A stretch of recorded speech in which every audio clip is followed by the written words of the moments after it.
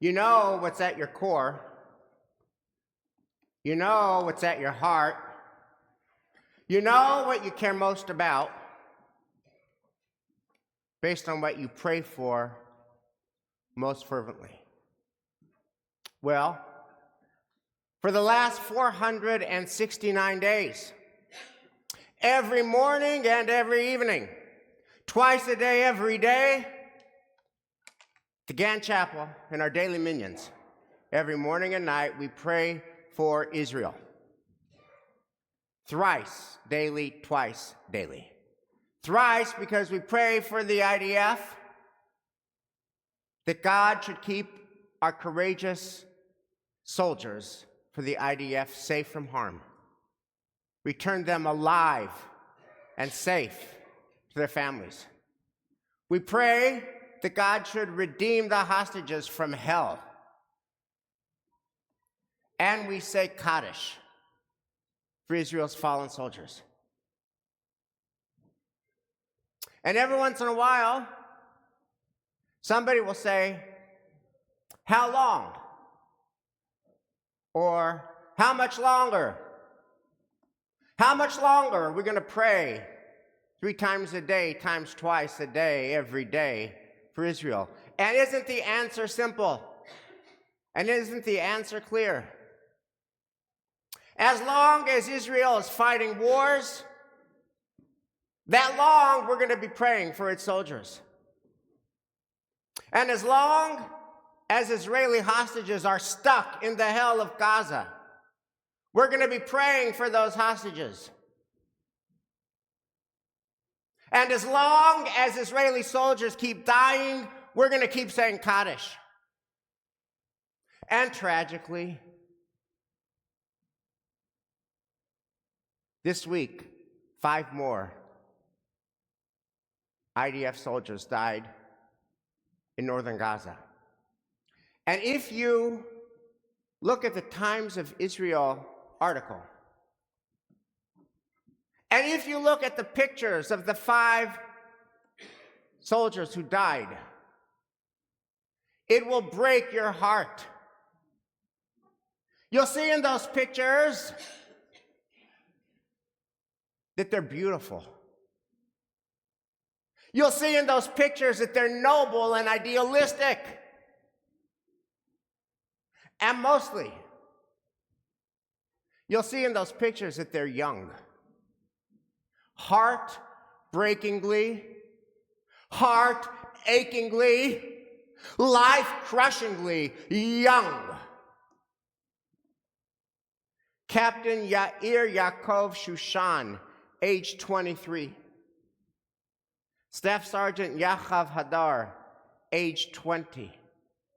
Staff Sergeant Guy Karmiel, age 20. Yoaf Feffer, age 19. Aviel Wiseman, age 20. 15 months later, and just this week, all that beautiful young life snuffed out. How could we not say Kaddish for them? And then this week, the news of the deal, the hostage and ceasefire deal. And it is just so murky. On the one hand, who could not be overjoyed that hostages who have been in the hell of Gaza would be coming home? And if you listen to Daniel and Yossi's podcast, they shared that a strong majority of Israelis are behind the hostage and ceasefire deal, despite its many manifold imperfections. And they say that it goes to the social compact and the social covenant, that Israel is a family, and it is a family of families, and we would do anything to bring our family home, and that its very name signifies how obvious it is that Israel would do this deal. Its name is Derech Eretz, which, as Daniel pointed out, is a will double entendre, derech eretz, the way home, and derech eretz, common decency. Common decency suggests that, of course, we would do anything to bring them home, and it is also the case that while a strong majority supports this deal, a very loud minority opposes the deal. Yossi Klein Halevi pointed out it's the first time in the history of Israel that Israelis are protesting a deal that would bring hostages back home and blocking traffic in Jerusalem. So I want to step back and ask us 3 questions as we process the deal. First, what is a lens? What is a helpful lens through which we can consider all the complexities? Second, when we take that lens and look at the facts of the case, how does that make us feel? What does it make us think? And third, what do we do now? First question is the lens. So I've shared before that one of the most profound things I have read in a very long time, indeed one of the most profound things I have read in my entire life, is the book Lost and Found by Catherine Schultz, the Pulitzer Prize winner. Lost and Found is a book, it's a personal memoir of 3 chapters. Chapter 1 is entitled Lost, in which she tells the story of the illness and the dying and the death of her beloved father, Isaac Schultz. She loved him, she adored him. He was a survivor, the only survivor in his family, and she adored him. And chapter 1 is Lost. What is it like to lose a father? Chapter 2 is Found. She was in her mid-30s. She wanted to find a partner and get married and have a family. And she wondered and worried whether she would ever find a partner. And she was taken up with her father's dying. And what she liked most to do was to stay home by herself and read and write. So she wondered whether she'd ever find somebody, and lo and behold, she did. She found her life partner, Casey. They met, they fell in love instantly, they got married, they have a child, they're building a home together. That's Found. Chapter 3 is simply entitled And she asked the question, how is it possible that in the same chapter, in the same season, she could lose a father that she adored, and she could find a partner that she yearned for? And chapter 3 is a thoughtful deliberation about the word and. And for my own money, truer words were never spoken. They apply to life every day, and they apply to the deal. She writes, life is a perpetual and machine, reliably delivering us a mixture of things to experience all at once. Maybe your own personal circumstances are the best they have ever been, but your nation is in crisis. Maybe your brand new baby daughter looks just like her grandmother, but that grandmother is suffering from Alzheimer's and cannot recognize either one of you. Contrasts like these proliferate both around us and within us. You adore your brother, but he drives you crazy. You despise your ex-husband, but love beyond description the children you would not have had without him. We all have mixed experiences, mixed emotions, mixed motives, even mixed selves. In short, we know that, as Philip Roth once put it, life is and. He meant that we do not live, for the most part, in a world of either or. We live with both at once, with many things at once, everything connected to its opposite, everything connected to everything. An and machine, that's our lens. On the one hand, we love that if this deal is actually implemented, that 33 hostages who have been in hell for 469 days would be coming home, and that would start tomorrow.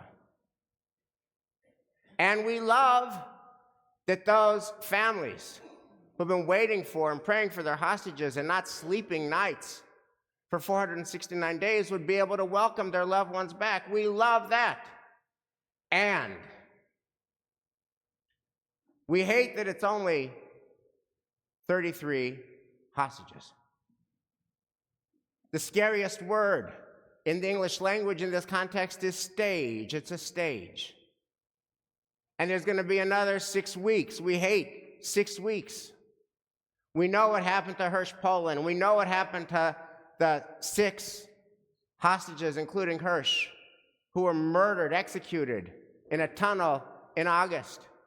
And so building in 6 weeks builds in doubt, anxiety, uncertainty. One wonders whether and if the other hostages will get home at all. And then you're in the incomprehensible. They're all in the same boat, but 33 come home now, and the others maybe never.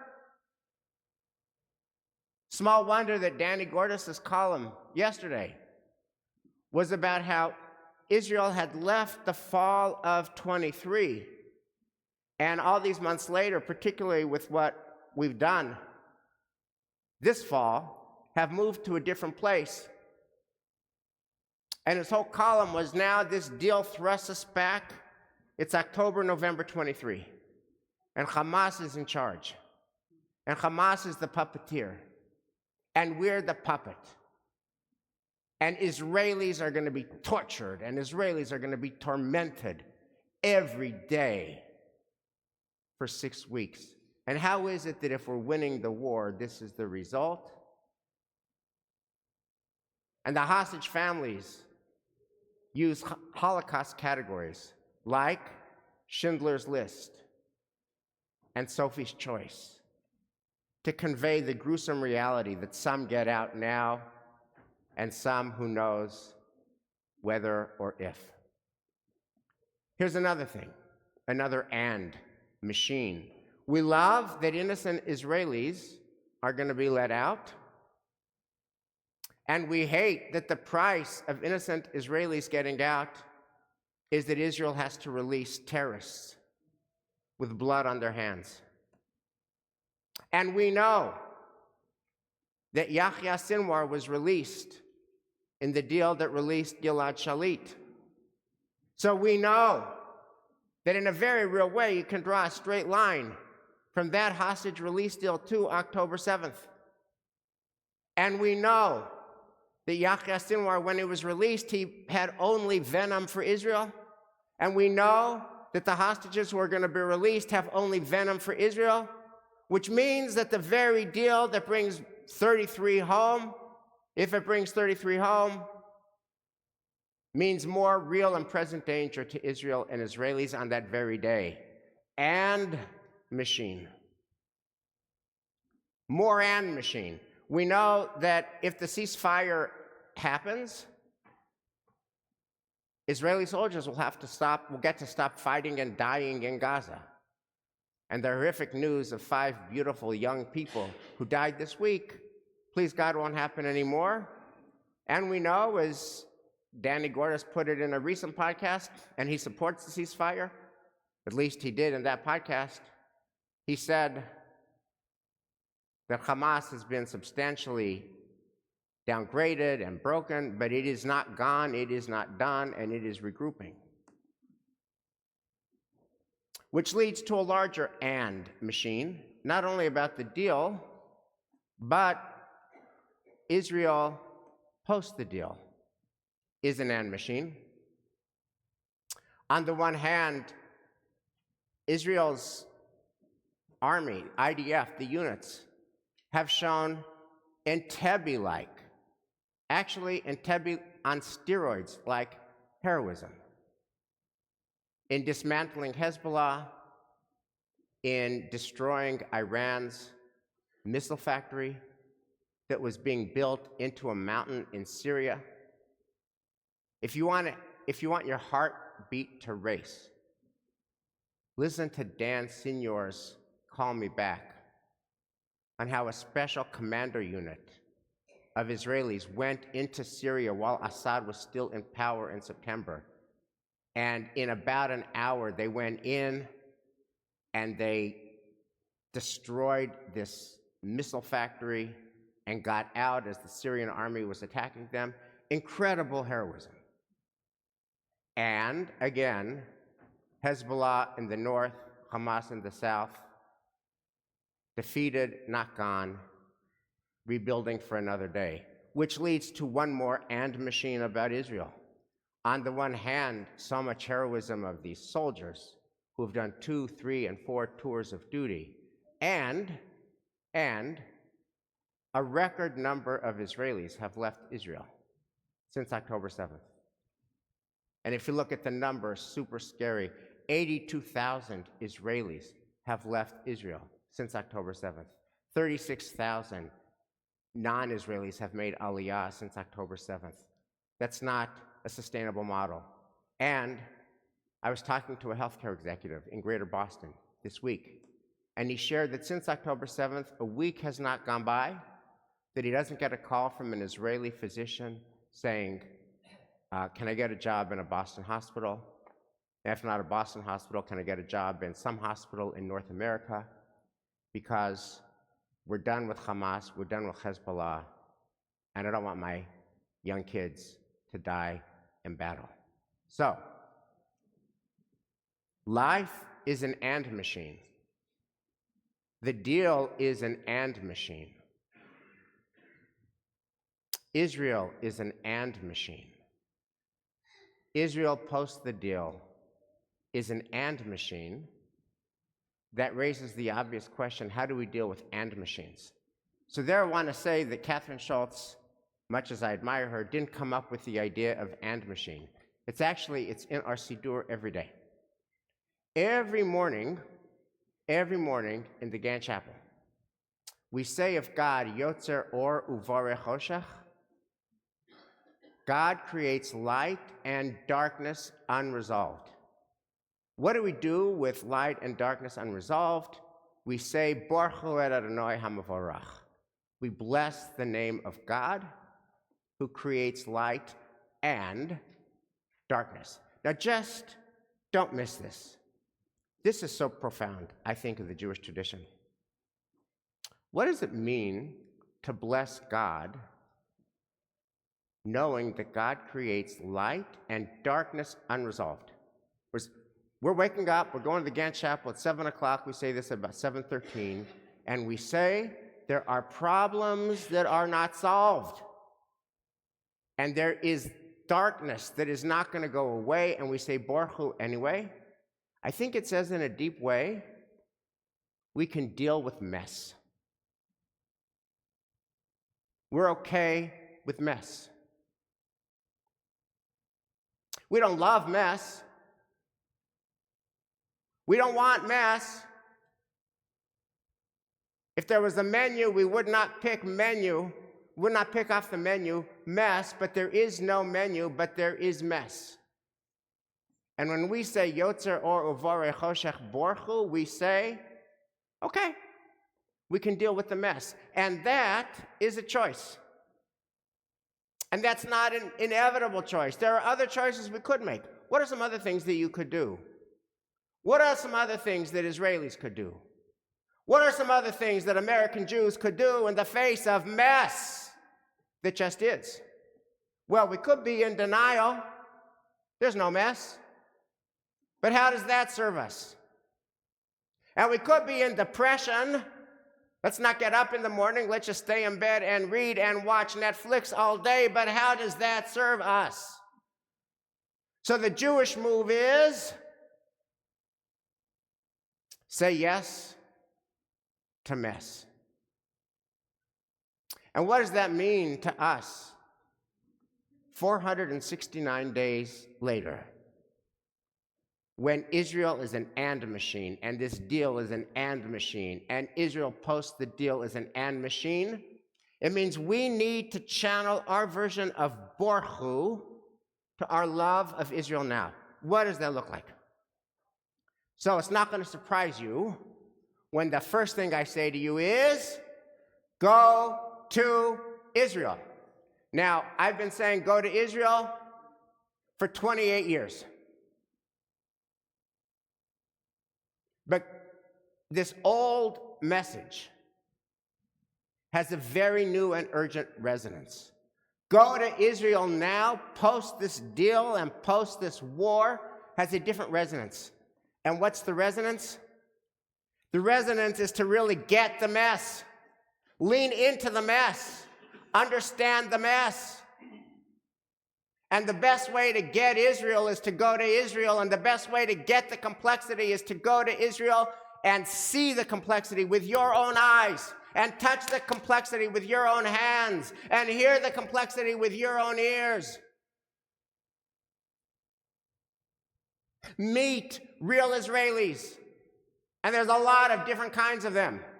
Meet Jewish Israelis, and meet Israeli Palestinians, and meet Gazans, and meet settlers, and meet soldiers, and meet Haredis. Lean into the mess. And the best way to lean into the mess is to go to Israel. And we're doing that here. We have more than 40 people from Israel who said yes to the mess because they're joining Michelle and Elias on March of the Living. This is no vacation. This is Auschwitz to the mess that is Israel, and it's more than fully subscribed. So you can't get onto that anymore. But I have good news for you. We got other moves. We're doing a Hartman mission at the end of June. We're doing a JNF service mission in November to rebuild the North. Last time we rebuilt the South. This time we're rebuilding the North. And it's not only to say, Hineni, we're here for you. Of course it is. But it is also to get the mess. Here's Borchu. And this is what you do as a human, and this is what you do as a lover of Israel. You look at the beautiful and imperfect world, and it's the only world we've got. You look at the beautiful and imperfect Israel, and it's the only Israel we've got. And we say, Borchu, yes, bless the mess. Shabbat Shalom.